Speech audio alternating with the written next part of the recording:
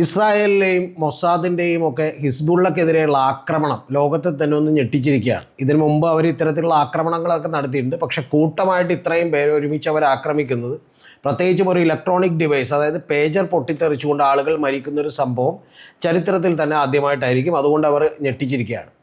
അപ്പോൾ അതിൻ്റെ ഭാഗമായിട്ട് ഇപ്പോൾ പുതിയ വിവരങ്ങൾ പുറത്തു വരുന്നത് ഏതാണ്ട് ഔദ്യോഗികമായി സ്ഥിരീകരിച്ചിട്ടുള്ളത് 38 മരണങ്ങളാണ്. കൂടാതെ 300-ലധികം പേർക്ക് പരിക്കേറ്റു എന്നുള്ളതുണ്ട്. പക്ഷേ ചില ലെബനീസ് പത്രങ്ങളൊക്കെ നോക്കുമ്പോൾ അത് 1000-ഓളം പേർക്ക് വലിയ പരിക്കേറ്റിട്ടുണ്ടെന്നും മരണസംഖ്യ ഇതിനേക്കാൾ കൂടിയേക്കാമെന്നാണ് പറയുന്നത്.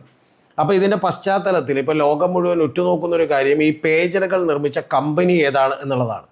അപ്പോൾ ആ കമ്പനിയുടെ അന്വേഷണം ചെന്ന് എത്തി നിൽക്കുന്നത് നമുക്ക് സ്ഥിരീകരിക്കാൻ കഴിയില്ലെങ്കിലും, അതിൻ്റെ കുറ്റക്കാരൻ ഇയാളാണെന്ന് പറയാൻ കഴിയില്ലെങ്കിലും, ഇപ്പോൾ അന്വേഷണം എത്തി നിൽക്കുന്നത് വയനാട്ടിൽ മാനന്തവാടിയിലുള്ള ഒരു വയനാട്ടുകാരനിലേക്കാണ്, ഒരു മലയാളിയിലേക്കാണ്. ആ മലയാളിയുടെ പേര് റിൻസൺ ജോസ് എന്നാണ്. അദ്ദേഹം ഒരു 39 വയസ്സുകാരനാണ്. അദ്ദേഹത്തിലേക്ക് എത്തിയത് എങ്ങനെയെന്ന് ചോദിച്ചാൽ, ഇപ്പോൾ നമുക്കറിയാം ഏറ്റവും ആദ്യം ഈ പേജർ കമ്പനികളിൽ കൊടുത്തിട്ടുള്ള ബ്രാൻഡ് നെയിം എന്ന് പറയുന്നത് അപ്പോളോ എന്ന് പറയുന്ന ഒരു തായ്വാൻ കമ്പനിയാണ്. അപ്പോളോ ഗോൾഡ് എന്ന് പറയുന്ന ഒരു തായ്വാൻ കമ്പനിയാണ്. അത് വളരെ പ്രശസ്തമായിട്ടുള്ള കമ്പനിയാണ്. അവർ ആയിരക്കണക്കിന് ഇലക്ട്രോണിക്സ് ഉപകരണങ്ങൾ നിർമ്മിക്കുന്ന ഒരു കമ്പനിയാണ്. വലിയ തോതിൽ സെമി കണ്ടക്ടറുകൾ ഉൽപ്പാദിപ്പിക്കുന്ന ഒരു കമ്പനിയാണ്. അപ്പോൾ ആ കമ്പനി അല്ല ഇത് കൊടുത്തിട്ടുള്ളത്, ഞങ്ങളത് നിർമ്മിച്ചിട്ടില്ല എന്നവർ ആദ്യമേ തന്നെ നിഷേധിച്ചു. പിന്നീട് അന്വേഷണം എത്തിച്ചേർന്നത് ഈ BAC കൺസൾട്ടൻസി എന്ന് പറയുന്ന ഒരു സ്ഥാപനമാണ്.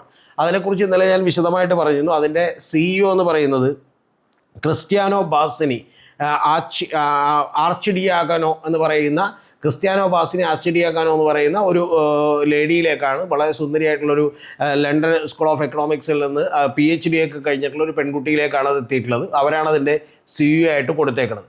അപ്പോൾ ആ കമ്പനി തന്നെ കഴിഞ്ഞ വർഷങ്ങളിൽ 2022 $7,25,000 അമേരിക്കൻ ഡോളറും, അതുപോലെ തന്നെ 2023 $5,73,000 US ഒക്കെ ഉണ്ടാക്കിയിട്ടുള്ളൊരു കമ്പനിയാണ്. അവരുടെ ഡീറ്റെയിൽസും ഞാൻ പറഞ്ഞിരുന്നു. അവർ എൻവയോൺമെൻറ്റൽ പ്രോബ്ലംസിന് സൊല്യൂഷൻ, അതുപോലെ പൊളിറ്റിക്കൽ പ്രോബ്ലംസിനൊക്കെ സൊല്യൂഷൻ കാണുന്ന ഒരു കൺസൾട്ടൻ്റ് ആണ് എന്നാണ് അവർ കമ്പനി പറഞ്ഞേക്കുന്നത്. 118ഓളം വരുന്ന സർവീസുകൾ അവർ പറഞ്ഞിട്ടുണ്ട്. അപ്പോൾ ഇത്തരത്തിലുള്ളൊരു കമ്പനി, ഈ കമ്പനി അല്ല പക്ഷേ ഈ പേജറുകൾ നിർമ്മിച്ചിട്ടുള്ളതെന്നും, ഇപ്പോൾ ഈ കമ്പനിയുമായി ലിങ്ക് ഉണ്ടായിട്ടുള്ള മറ്റൊരു കമ്പനിയെ നമ്മുടെ ലോകത്തിലെ മാധ്യമങ്ങൾ കണ്ടെത്തിയിട്ടുണ്ട്. ആ മാധ്യമങ്ങൾ കണ്ടെത്തിയിട്ടുള്ള കമ്പനിയുടെ പേരെന്ന് പറയുന്നത് ഈ BACയുമായിട്ട് ഒരു നോർവീജിയൻ കമ്പനി കരാറുണ്ടാക്കിയിട്ടുണ്ട്. ആ കമ്പനിയുടെ പേരെന്ന് പറയുന്നത് നോർട്ട ഗ്ലോബൽ ലിമിറ്റഡ് എന്നാണ്. നോർട്ട ഗ്ലോബൽ ലിമിറ്റഡ് എന്ന് പറയുന്ന ഒരു കമ്പനിയാണ്. അതൊരു അവിടെ ബൾഗേറിയയിലുള്ളൊരു കമ്പനിയാണ്. ബൾഗേറിയയിൽ അവിടെ അതിൻ്റെ തലസ്ഥാനമായിട്ടുള്ള സോഫിയയിൽ രജിസ്റ്റർ ചെയ്തിട്ടുള്ളൊരു കമ്പനിയാണ്. അപ്പോൾ ആ കമ്പനി ഈ പറയുന്ന നമ്മുടെ നേരത്തെ പറഞ്ഞ BAC കൺസൾട്ടൻസിക്ക് $1.6 മില്യൺ ഈ കഴിഞ്ഞ തവണ, ഏതാണ്ട് ഈ കഴിഞ്ഞ വർഷങ്ങളിൽ തന്നെ കൈമാറിയിട്ടുണ്ട് എന്നാണ് അറിയാൻ രേഖകൾ പറയുന്നൊരു കാര്യം. അപ്പോൾ ഇതൊക്കെ അവിടുത്തെ പോലീസ്, അതായത് ഹംഗേറിയൻ പോലീസും ബൾഗേറിയയും അതുപോലെ തന്നെ മറ്റ് പോലീസുകാരൊക്കെ ഏതാണ്ട് 3ഓളം രാജ്യങ്ങൾ ഇവരെ കൃത്യമായി അന്വേഷിച്ചുകൊണ്ടിരിക്കുകയാണ്, നോർവേ പോലീസും ഒക്കെ അടക്കം. അപ്പോൾ ഈ നമ്മുടെ റിൻസൺ ജോസ് എന്ന് പറയുന്നത് 39 വയസ്സുള്ളൊരു ചെറുപ്പക്കാരനാണ്. അദ്ദേഹം ഈ യഥാർത്ഥത്തിൽ ഈ കമ്പനി രജിസ്റ്റർ ചെയ്തിട്ടുണ്ട് എന്ന് മാത്രമേ ഉള്ളൂ. ഇതൊരു ഷെൽ കമ്പനിയാണ്. ഇത് കടലാസിൽ മാത്രമുള്ളൊരു കമ്പനിയാണ്. യൂറോപ്പിലൊക്കെ തന്നെ അങ്ങനെ നിരവധി കമ്പനികൾ പല ട്രാൻസാക്ഷൻസൊക്കെ നടത്താനായിട്ട് രജിസ്റ്റർ ചെയ്യാറുണ്ട്. പക്ഷേ ഈ പേജറുകൾ നിർമ്മിച്ചിട്ടുള്ളത് ഈ കമ്പനി പോലും അല്ല എന്നാണ് അറിയാൻ കഴിയുന്നത്. കാരണം ബൾഗേറിയയിൽ നിന്നോ അല്ലെങ്കിൽ മറ്റ് യൂറോപ്യൻ കൺട്രികളിൽ നിന്നോ ഇത്തരത്തിലുള്ള ഒരു കസ്റ്റംസ് ക്ലിയറൻസ് കഴിഞ്ഞ് പേജറുകളൊന്നും തന്നെ പോയിട്ടില്ല എന്നുള്ളതാണ് ഇതുമായി ബന്ധപ്പെട്ട രാജ്യങ്ങളെല്ലാം വെളിപ്പെടുത്തുന്ന ഒരു കാര്യം.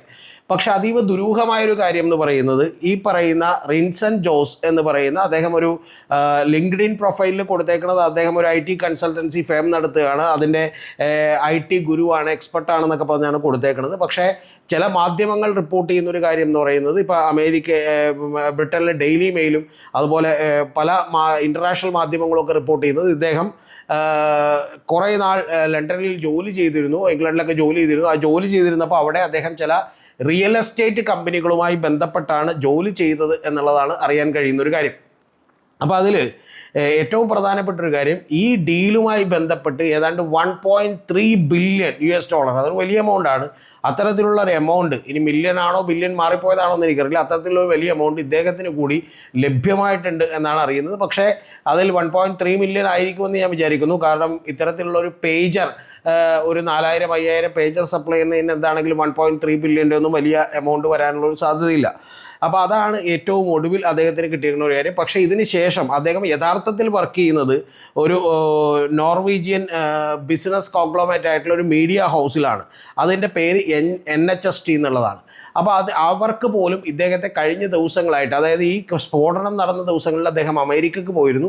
അമേരിക്കക്ക് പോയതിന് ശേഷം ഈ പറയുന്ന അദ്ദേഹത്തെ വർക്ക് ചെയ്യുന്ന കമ്പനിക്ക് പോലും ഇദ്ദേഹത്തെ കോൺടാക്ട് ചെയ്യാൻ പറ്റിയിട്ടില്ല എന്ന് പറയുന്ന ദുരൂഹമായ ചില കാര്യങ്ങളുണ്ട്. മറ്റൊരു പത്രം റിപ്പോർട്ട് ചെയ്യുന്നത് റോയിറ്റേഴ്സ് ഇദ്ദേഹത്തിനെ വിളിച്ചു വന്ന് ഫോൺ എടുത്തു വന്നു, പക്ഷെ അപ്പം തന്നെ കട്ട് ചെയ്തു എന്നുള്ളതുമാണ് പറയുന്നത്. എന്താണെങ്കിലും ഇദ്ദേഹത്തിൻ്റെ കമ്പനിക്ക് ചില ദുരൂഹതകളുണ്ട്. അദ്ദേഹം ഒരു ഷെൽ കമ്പനിയാണ് അവിടെ ഉണ്ടാക്കിയിട്ടുള്ളത്. കാരണം അതേ അഡ്രസ്സിൽ തന്നെ നിരവധി പേരുകളുണ്ട് എന്നുള്ളതാണ് നമുക്ക് മനസ്സിലാക്കാൻ കഴിയുന്ന. പല കമ്പനികളുടെയും പേരുകളുണ്ട്.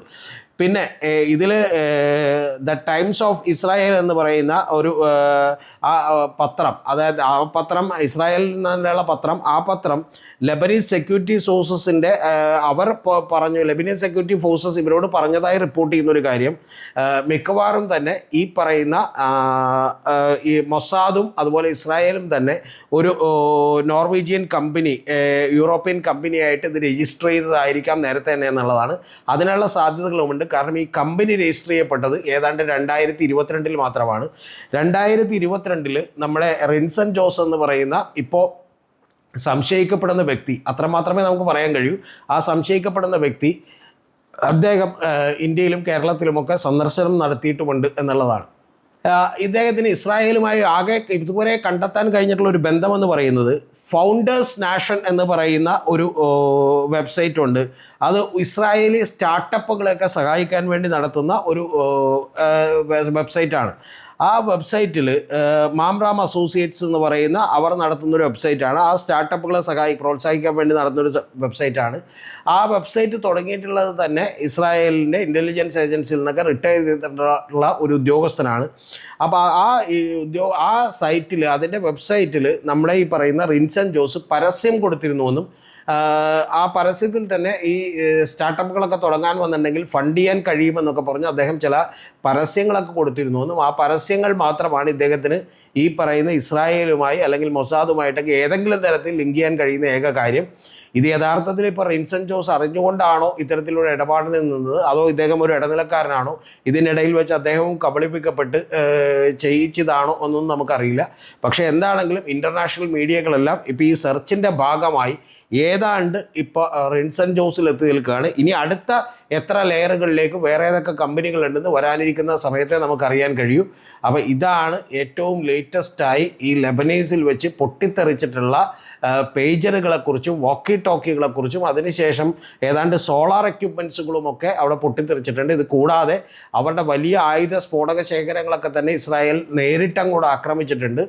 പ്രഖ്യാപിക്കാതെയുള്ള ഒരു യുദ്ധമാണ് ഇത് എന്നാണ് ഇപ്പോൾ ലെബനീസ് ഹിസ്ബുള്ളയൊക്കെ പറഞ്ഞുകൊണ്ടിരിക്കുന്നത്. യഥാർത്ഥത്തിൽ ഹിസ്ബുള്ള ആകെ പാനിക്കിലാണ്, ആകെ ഭയന്നിരിക്കുകയാണ്. കാരണം ഹസൻ നസറുള്ള എന്ന് പറയുന്ന ഹിസ്ബുള്ളയുടെ ചീഫ് തന്നെ കഴിഞ്ഞ ദിവസം ഒരു ടെലിവൈസ്ഡ് ആയിട്ടുള്ള സ്പീച്ച് അവരുടെ ചാനലുകളിൽ വന്ന് കൊടുത്തിരുന്നു.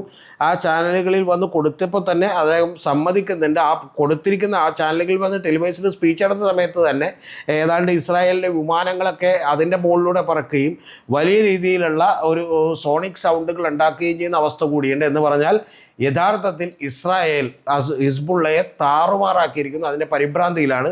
അവരുടെ കമ്മ്യൂണിക്കേഷൻ സിസ്റ്റം ആകെ തകർന്നിരിക്കുന്നു. ഇനി ആകെ നമുക്കറിയാനുള്ളത് ഇതിൻ്റെ പിന്നിൽ ഏത് കമ്പനിയാണ്, ഏത് കമ്പനിയിൽ നിന്നാണ് പേജറുകൾ വെച്ചത്, അതെങ്ങനെയാണ് വെച്ചത് എന്നുള്ളത് തന്നെയാണ്. പക്ഷേ അതിന് എത്ര ലെയറുകൾ കൂടി പോകേണ്ടി വരും എന്നുള്ളതാണ് നമുക്കറിയാനുള്ളൊരു കാര്യം. ആകെ നമുക്കിതിൽ ദുരൂഹമായി തോന്നുന്നൊരു കാര്യം എന്ന് പറയുന്നത് റിൻസൺ ജോസിനെ ഇതുവരെ കോൺടാക്ട് ചെയ്യാൻ കഴിഞ്ഞിട്ടില്ല എന്നുള്ളതാണ്. അതുപോലെ തന്നെ ഇദ്ദേഹത്തിൻ്റെ കമ്പനി സ്ഥാപിച്ചതുമായി ബന്ധപ്പെട്ട് ചില ദുരൂഹതകളുണ്ട്. അതൊരു ഷെൽ കമ്പനിയാണ്, അതൊരു കടലാസിൽ മാത്രമുള്ള കമ്പനിയാണ് എന്നുള്ളതും വസ്തുതയാണ്.